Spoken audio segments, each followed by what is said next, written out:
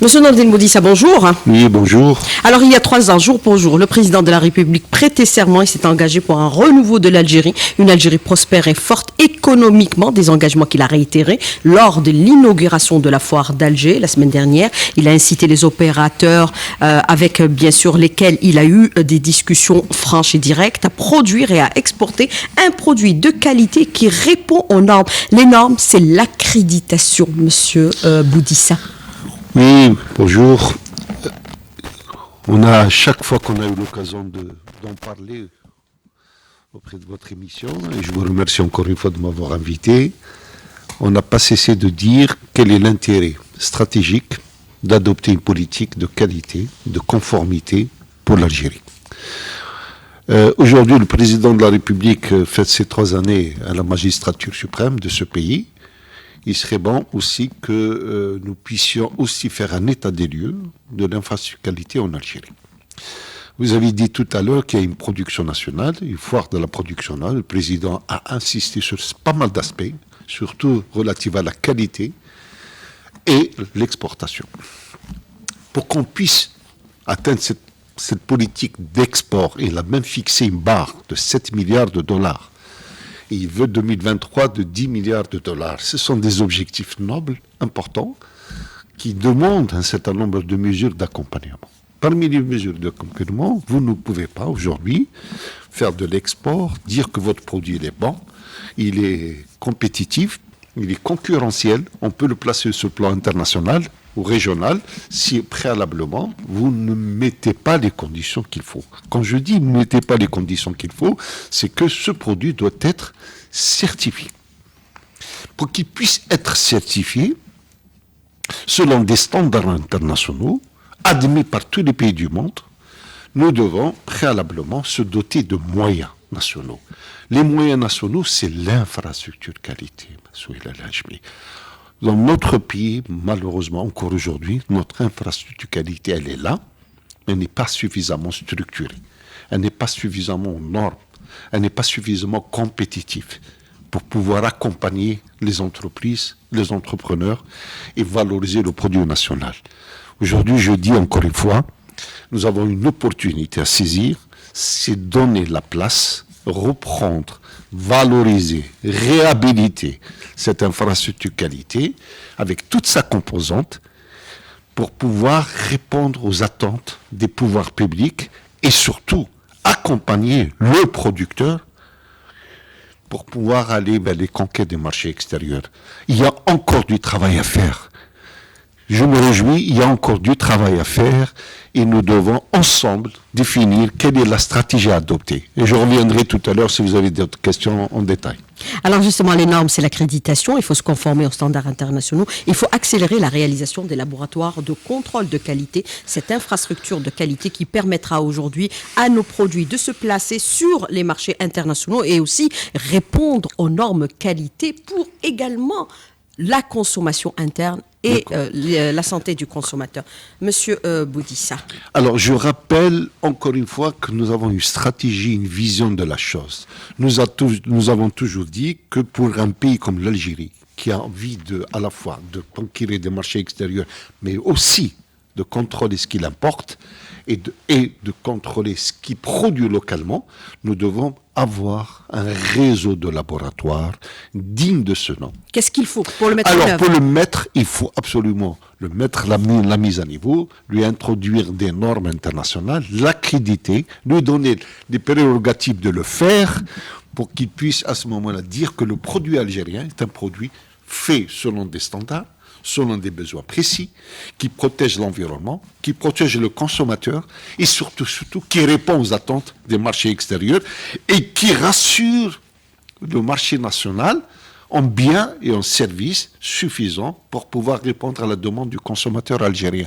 Si c'est ça, oui, le réseau national de laboratoire devient une nécessité absolue.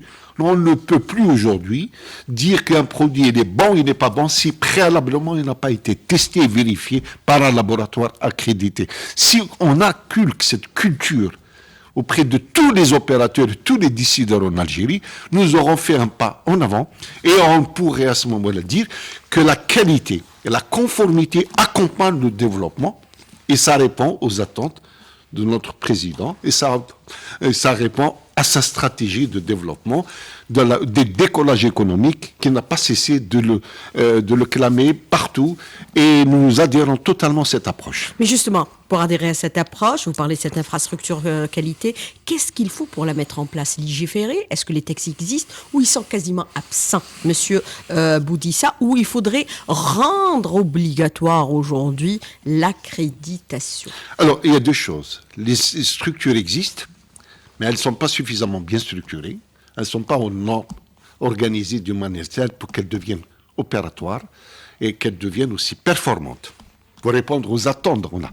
Nous devons aussi imposer aux opérateurs économiques qui produisent de la valeur d'intégrer la notion qualité dans leur processus de tous les jours. Il faut la rendre obligatoire. Et bien entendu, il faut légiférer.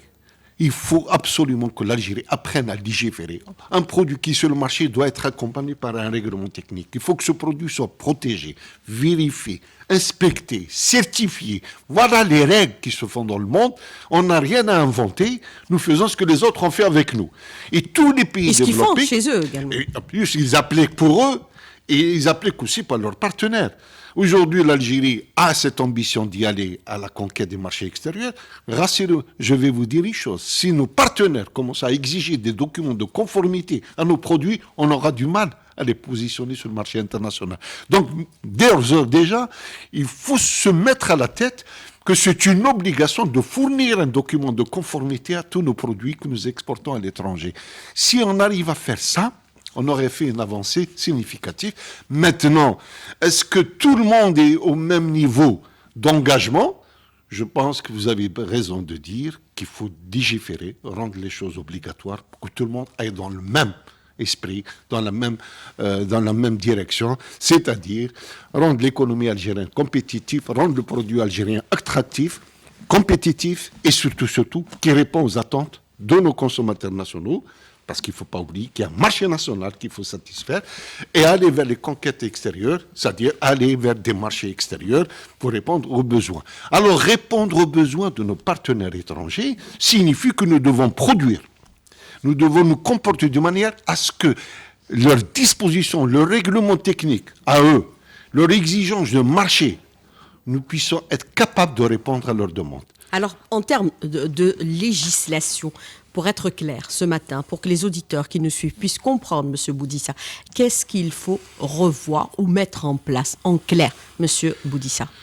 Eh bien, écoutez, on doit admettre, la première chose qu'on devrait admettre dans notre pays, c'est de dire qu'un produit qui puisse être mis sur un marché ne peut pas être mis commercialisé si préalablement il n'a pas été vérifié, testé et disposant d'une attestation de conformité, disons que ce produit est fabriqué d'une manière sereine, saine et ne porte pas préjudice. La traçabilité Alors, technique. nous devons faire ça préalablement. Il faut que tout le monde comprenne que ce produit qui va à la consommation peut porter préjudice à la santé humaine. Nous nous réjouissons de voir...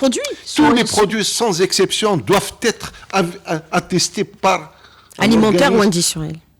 Doit être attesté par un organisme d'évaluation de la conformité. Quand je dis évaluation de la conformité, je parle de laboratoire, d'organismes d'inspection, de certification.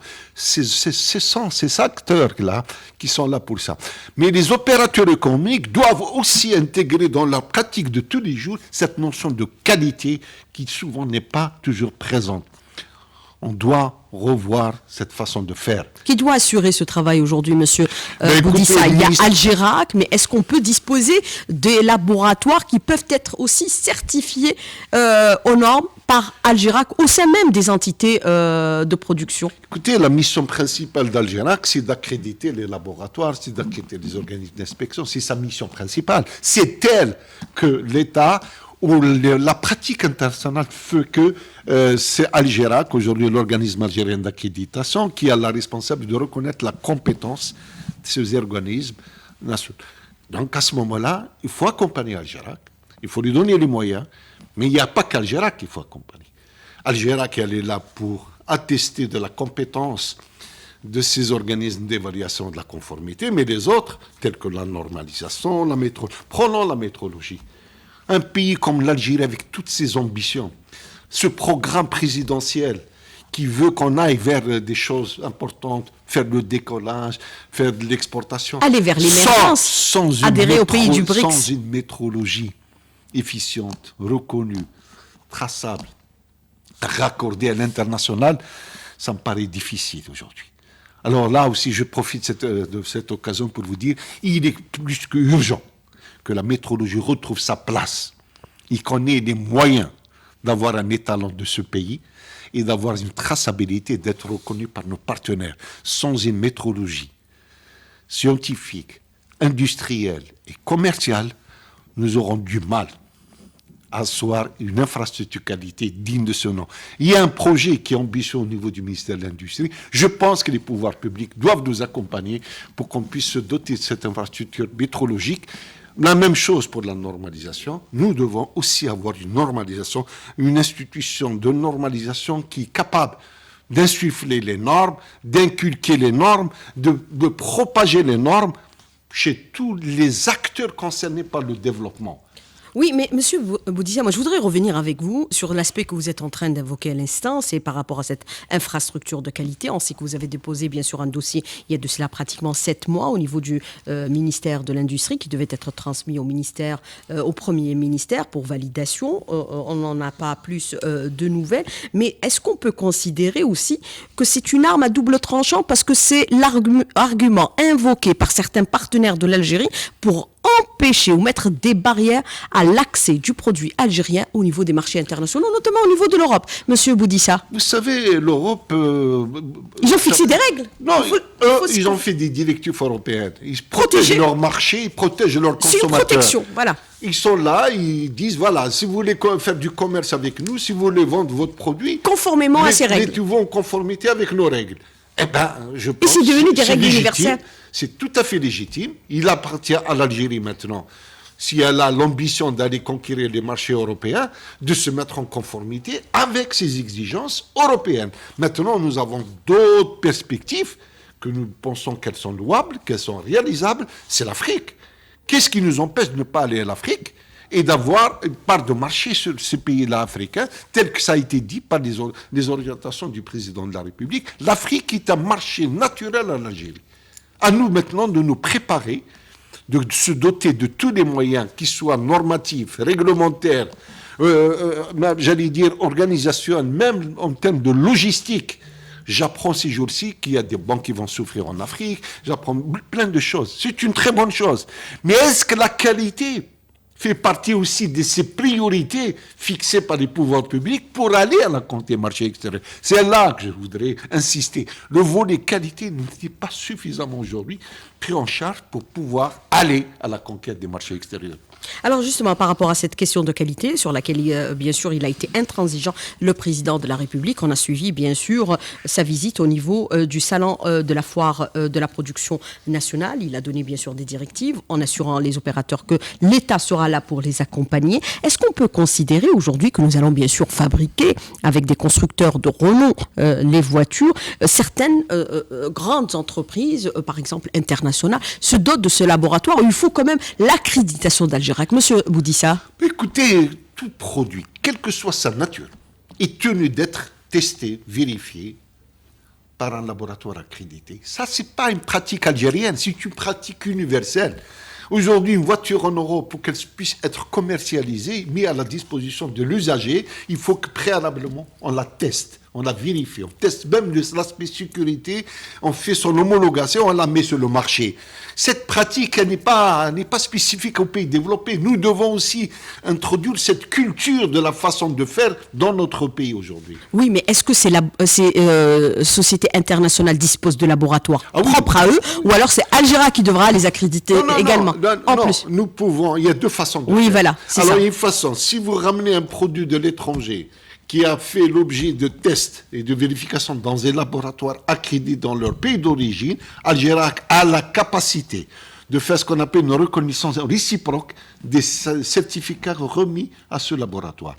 Et la même chose devrait se faire en Algérie. Donc il y a cette notion de réciprocité, de complémentarité entre les organes d'accréditation, que ce soit dans les pays européens, que ce soit en Algérie. Nous pouvons faire ce travail et vous allez voir que nous pouvons gagner en temps, en argent et en efficacité. Alors, Monsieur Nandé Boudissa, je voudrais revenir avec vous sur plusieurs aspects. Nous sommes bien sûr dans un contexte de renouveau économique avec les ambitions affichées aujourd'hui de l'Algérie d'atteindre l'émergence, d'intégrer les pays du BRICS. Nous avons bien sûr adopté un nouveau dispositif pour booster les investissements, qu'ils soient nationaux ou étrangers, avec le nouveau code de l'investissement. Dans les textes d'application ont été promulgués sur l'instruction du président de la République en un temps record. Il faudrait aussi que les autres aspects législatifs suivent pour ne pas bloquer, bien sûr, l'aspect investissement, Monsieur Boudissa, et bien sûr assurer l'exportation à hauteur de 15 milliards de dollars ou 10 milliards de dollars, parce que c'est ça notre ambition aujourd'hui, Monsieur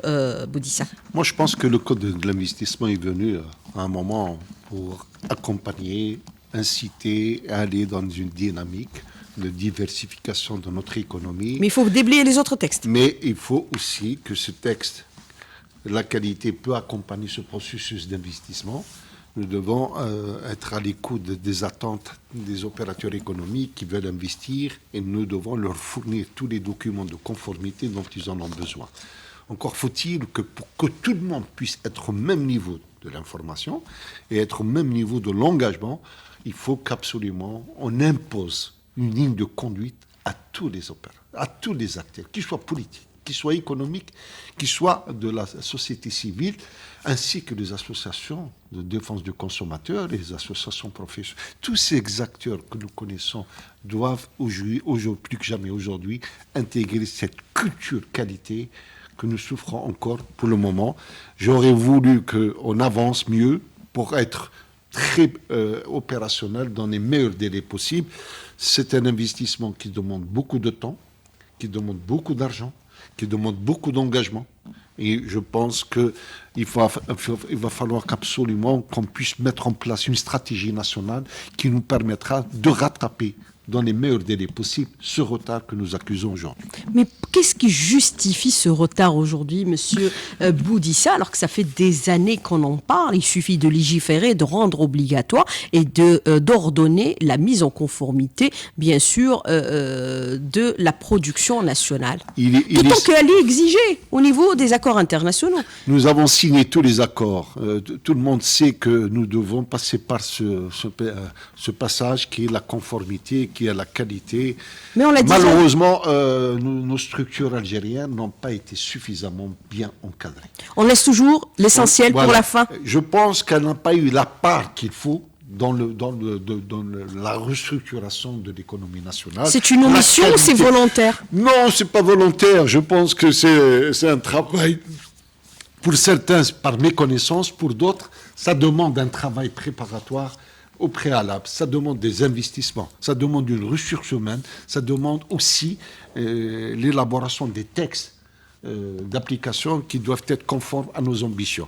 C'est tout ça que maintenant on doit être autour d'une table, toutes les parties prises, toutes les parties intéressées doivent maintenant collaborer entre eux et créer cette synergie pour qu'on puisse aller dans une démarche, dans une stratégie, dans une approche la mieux réaliste et celle à qui nous pouvons atteindre les attentes des pouvoirs publics. Aujourd'hui, il est anormal que notre pays n'ait pas une infrastructure qualité digne de ce nom, qui correspond à ses ambitions politiques et économiques. Ça demande beaucoup d'argent. Ça demande de l'argent, mais ça demande surtout un engagement politique. Lorsqu'on a un engagement politique, lorsqu'on a des textes qui rendent des choses obligatoires, nous sommes tenus par des délais qu'on doit se fixer en fonction des moyens que nous disposons, d'atteindre des objectifs étape par étape. Or, aujourd'hui, il n'y a pas de coordinateur. Il n'y a pas d'évaluation dans le domaine de la qualité. Il est nécessaire de revoir cette façon de fonctionner et d'avancer.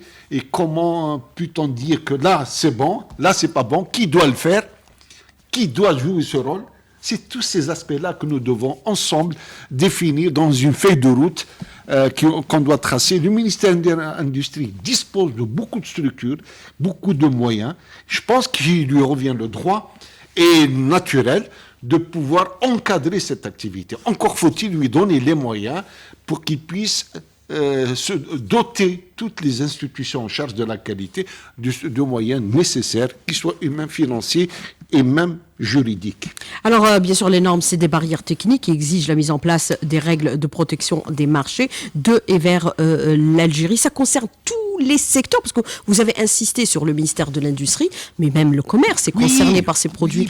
Même la santé est concernée par la qualité et la conformité, puisque nous avons vu, pendant la pandémie du Covid-19, il y a eu beaucoup de laboratoires d'analyse médicale qui ont émergé et qui n'ont pas, bien sûr, qui ne sont pas aux normes. Il faut le dire, Monsieur Boudissa, on l'a déjà dit à l'époque du Covid. Il faut passer à cette étape. Écoutez, je pense que le Covid et tout ce que nous avons connu nous a mis en évidence le retard que nous accusons, les faiblesses que nous disposons, mais je tiens à rassurer aussi que nous sommes en train de faire un travail. Les gens s'inscrivent dans une démarche d'accréditation. Le ministère de l'Industrie, le ministère de l'Industrie pharmaceutique, le ministère de l'Énergie, le commerce, l'agriculture, tous ces secteurs que vous avez cités sont avec nous dans une démarche d'accréditation. Mais encore faut-il que ces gens-là puissent disposer de moyens. Les moyens, c'est quoi? Des moyens, c'est financier. Accompagner les laboratoires pour qu'ils puissent être accrédités par Algerac, la formation et surtout, créer des règlements techniques. L'Algérie n'a pas de règlement technique au nombre suffisant, reconnu, qui puisse protéger à la fois notre façon de faire, imposer à nos partenaires nos conditions pour qu'ils puissent faire du commerce avec nous. Ça, c'est un travail que nous devons faire. Ce n'est pas une affaire du ministère de l'Industrie, c'est l'affaire de tout le monde, ça.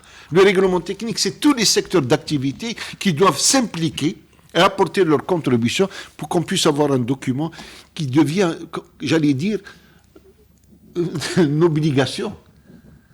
Ne peut travailler avec l'Algérie que celui qui fonctionne ou qui produit selon nos propres exigences. Encore faut-il qu'on connaisse nos propres exigences. Oui, mais justement par rapport à cette question que vous citez à l'instant, Monsieur Boudissa, vous dites que nous n'avons pas de règlement technique. Ce règlement technique, que doit-il contenir pour être conforme aux exigences algériennes? Mais écoutez, je veux que telle machine doit contenir telle spécificité technique qui correspond mieux. Je dois l'écrire, je dois la valider. Il faut que le partenaire étranger à l'Algérie qui veut vendre à l'Algérie un produit sache ce que les Algériens exigent préalablement. Et la réciprocité aussi vraie.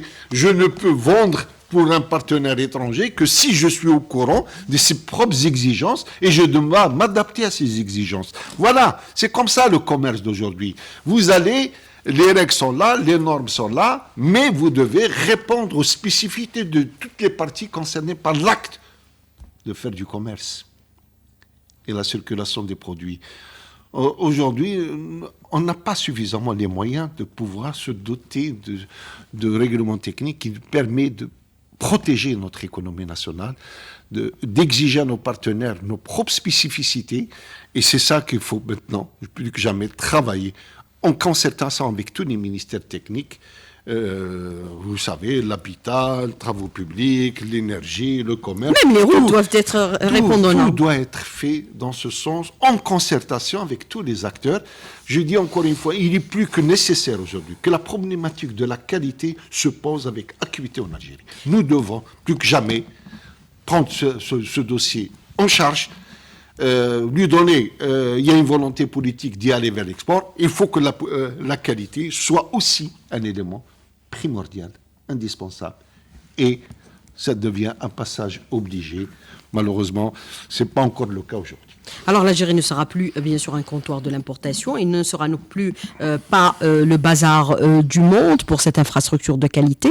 Est-ce qu'il faut une entité qui soit totalement indépendante? Algerac doit être totalement indépendante, Monsieur Boudissa, pour assurer ce travail de qualité, loin de toute pression, parce qu'il y aura toujours des lobbies économiques qui feront pression pour éviter, bien sûr... Algerac est une entité indépendante, la preuve, elle fonctionne selon ses propres organisations internes. Algerac répond aux spécificités internationales, elle est conforme aux pratiques internationales, elle fonctionne au même titre que les autres organismes d'accréditation dans le monde, nous sommes reconnus par nos pairs, nous sommes signataires des accords de reconnaissance reconnaissance internationale. Je pense qu'il faut aussi insister sur ça. On n'en a pas suffisamment tiré profit de la reconnaissance d'Al-Jarak au plan international. Pourtant, certains disent que ce n'est pas le cas, M. Boudissa. Quelle est votre réponse ? 2017, nous devons, avec ce document que nous remettons à nos opérateurs économiques, ça devrait faciliter l'acte de faire le commerce et d'imposer le produit TANA avec des documents normatifs suffisants pour l'introduire là où on veut y aller. Maintenant, qu'est-ce qui manque dans tout ça ? Je pense qu'il y a cette volonté de rendre de généraliser l'accréditation et de la rendre obligatoire. L'accréditation doit être un élément qui détermine que tout produit est conforme à une spécificité technique, à une norme technique. Nous devons produire comme tout le monde. Nous devons contenir les marchés extérieurs en fonction des exigences des autres. C'est comme ça que nous pouvons atteindre les objectifs fixés par les pouvoirs publics. Pas autrement. Alors justement, par rapport à cette reconnaissance au niveau international, certains opérateurs disent que bien sûr l'accréditation d'Al-Jarak n'est pas reconnue à travers le monde entier et dans certains pays par rapport à certaines de leurs spécificités. Quel est votre commentaire puisque vous dites totalement le contraire ce matin? Mais écoutez, je pense que... Est-ce que c'est une méconnaissance? Je pense qu'il y a une méconnaissance de cette... les gens n'ont pas suffisamment conscience de l'information que je viens de donner. Tout document remis par Al-Jarak aujourd'hui dans le domaine de laboratoire, d'inspection, essai, étalonnage, c'est opposable à l'international. Ça accompagne un produit à l'étranger, ça aide à l'export, ça protège l'économie nationale et on devrait en tenir compte. Maintenant, j'ai dit tout à l'heure que chaque pays a ses propres spécificités, ses propres exigences. Il protège son marché. Il nous appartient à nous de nous adapter à cette exigence. Il y a des institutions en Algérie qui sont chargées de nous donner les éléments d'information, une veille normative, une veille réglementaire qui nous dit pour aller au Nigeria, voilà ce qu'il faut, voilà ce qu'exige le gouvernement nigérien pour que les produits algériens puissent rentrer sur son marché. Nous devons tenir compte, mais l'acte de vérifier, l'acte d'essai, l'accréditation, c'est quelque chose d'acquis. On ne revient plus dessus. C'est plutôt comment nous adapter aux spécificités du pays. C'est ça la différence. Il faut que les opérateurs économiques tiennent compte de ça et puissent être aussi, faire une veille normative et réglementaire à ce niveau-là. Qu'est-ce que vous entendez par la veille normative ? Alors, un suivi, ce qui se fait au niveau international et d'État à État. Voilà, il faut qu'on ait une structure qui ramasse les banques de données, qu'on ait des données fiables, traçables, d'actuelles, qu'exige chaque pays. Nous devons faire des études de marché. Qui doit l'assurer ? Il y a le ministère du Commerce. Bien sûr, il y a des institutions en charge de ça. Il faut qu'elles jouent leur rôle. Il faut qu'elles alimentent les opérateurs économiques de l'information. Il faut qu'ils soient au niveau de l'information pour qu'ils puissent, à ce moment-là, s'adapter. En produisant quelque chose, il sait que ce produit, il va le faire, il va le fabriquer pour répondre à un tel besoin. Et ce besoin a été transmis, informé par une structure habilitée par les pouvoirs publics. Algex, par exemple, qui est devenu aussi c'est sa mission initiale. C'est sa mission, transformé en organisme régulateur du commerce extérieur. Il faut lui donner les moyens de sa politique. Alors, cette infrastructure de qualité, pour, par exemple, se doter de laboratoires de qualité au niveau des entreprises, est-ce que cela a un coût ? Est-ce que l'État doit accompagner cette démarche d'investissement pour les opérateurs économiques, M. Boudissa ? Que ce soit dans l'hydraulique, parce qu'on contrôle au quotidien l'eau potable, que ce soit dans, par exemple, le domaine pharmaceutique. Bien sûr, nous savons que Saïda est doté d'un laboratoire de qualité par rapport à ses produits. Certains aussi, autres opérateurs privés, dans le domaine aussi de la santé, par rapport au laboratoire d'analyse médicale, les hôpitaux, bien sûr, les institutions du commerce et également l'industrie. Est-ce qu'il faut accompagner cet acte d'investissement pour les opérateurs économiques pour faire une sorte d'incitation à se conformer aux normes ? Je pense que l'État doit accompagner. Tous les secteurs que vous avez cités sont dans une démarche d'accréditation. Certains ont déjà leur accréditation, certains non. Maintenant, l'acte d'accréditer est un acte important.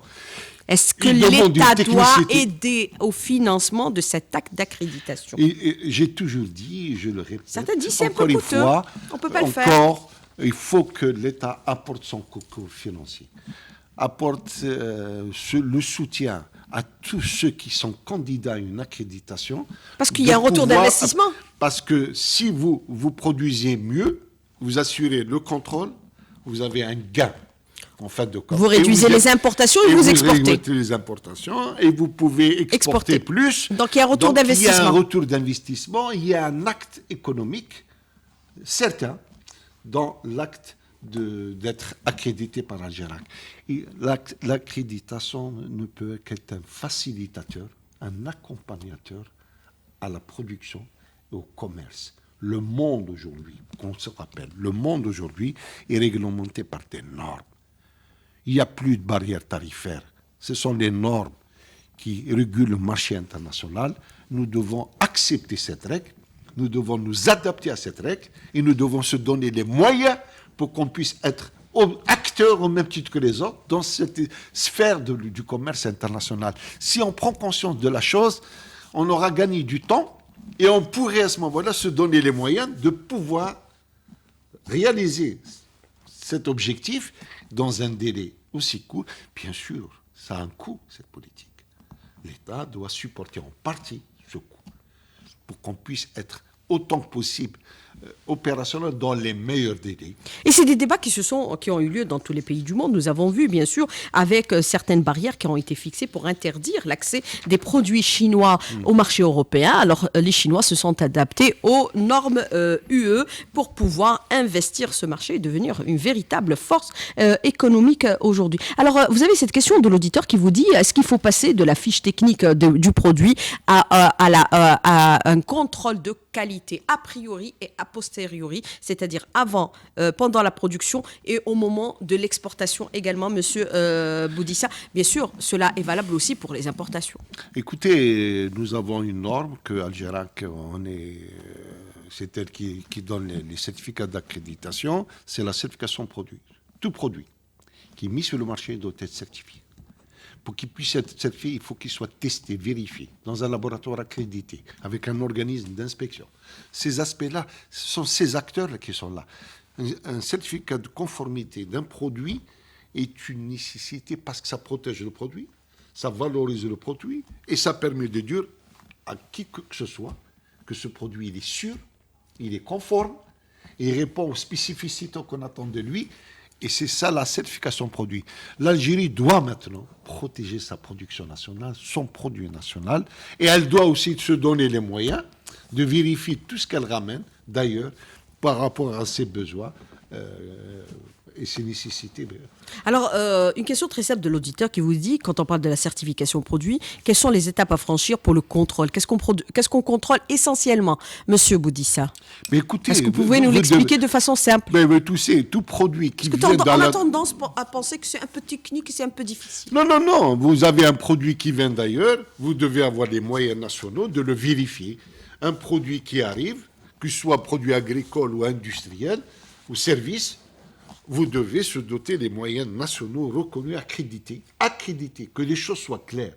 Vous ne pouvez pas dire ni oui ni non sur un produit si votre institution n'est pas reconnue, n'est pas accréditée. Ça, c'est très important. C'est ça, les dominateurs. Mais qu'est-ce qu'on contrôle ? On contrôle le produit en lui-même, les composants du produit, les spécificités, comment il a été produit, est-ce qu'il ne pose pas un problème d'hygiène, de santé, il ne touche pas à l'environnement. Tous ces aspects ils sont écrits. Je vais vous faire une chose.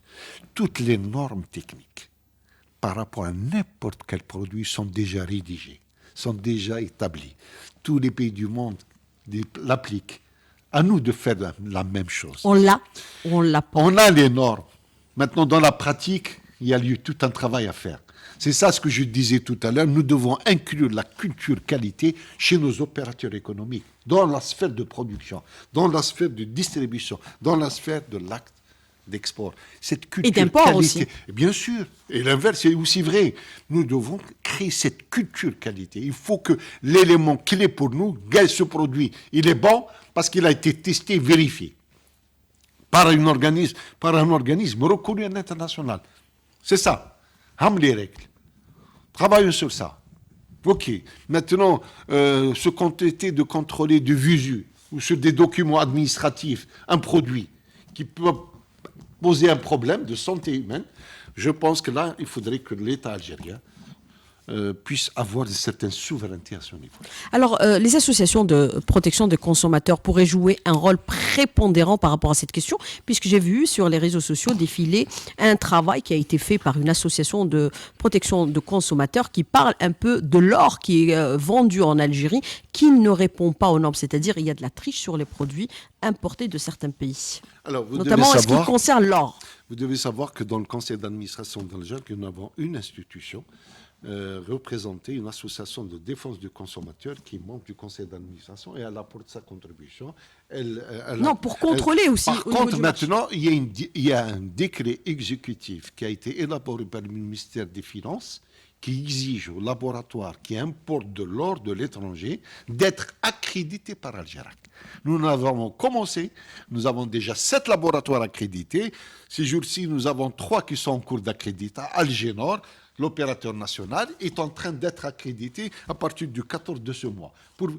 L'Institut Pasteur. L'Institut Pasteur. Mais les institutions, les laboratoires de l'or, les importeurs de l'or sont en l'obligation d'être accrédités par Algerac pour pouvoir importer, transformer l'or et s'assurer bien sûr de la qualité de l'or que nous mettons sur le marché national. Mais ça concerne aussi les constructions et les habitations, Monsieur Boudissa. Écoutez, tout acte qui est dans le domaine de la conformité doit être accrédité par Algerac. Il faut qu'on accepte cette règle. Ce n'est pas une règle spécifique à l'Algérie, c'est une règle universelle. Nous devons tous nous conformer, être avec ça. Maintenant, chacun aura sa priorité. Aujourd'hui, l'État algérien a fixé une feuille de route. Nous devons nous adapter à cette feuille de route. Nous devons se donner les moyens. Et je dis encore une fois, ce n'est pas une affaire d'Algérie uniquement, ce n'est pas une affaire du ministère de l'Industrie, c'est une affaire de tout le monde. Tout le monde doit s'impliquer dans cette vision pour qu'on puisse tracer une feuille de route réalisable, pratique, et qu'elle puisse atteindre les résultats escomptés. Et c'est dommage qu'on ne puisse pas la réaliser pour des problèmes techniques qui sont mineurs, parce qu'on peut les régler rapidement. Alors, Monsieur Boudissa, dernière question de l'auditeur qui vous dit, Algerac, elle est aux normes internationales. Qui certifie au niveau international Algerac, M. Boudissa? Alors, comment s'est faite la certification d'Algerac? Question. Alors, Algerac n'est pas certifié. Algerac est reconnu par ses pairs.